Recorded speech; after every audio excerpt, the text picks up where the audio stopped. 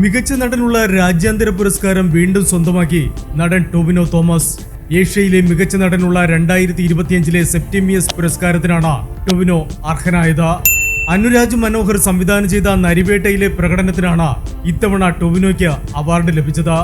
2023 Jude Antony സംവിധാനം ചെയ്ത 2018 എന്ന ചിത്രത്തിനും ടൊവിനോയെ തേടി ഇതേ പുരസ്കാരം എത്തിയിരുന്നു. സെപ്റ്റീമിയസ് അവാർഡ് ലഭിച്ച ആദ്യ തെന്നിന്ത്യൻ നടനാണ് ടൊവിനോ തോമസ്. നെതർലാൻഡ്സിലെ ആംസ്റ്റർഡാമിൽ വർഷം തോറും നൽകി വരുന്ന രാജ്യാന്തര പുരസ്കാരമാണ് സെപ്റ്റീമിയസ് അവാർഡ്സ്.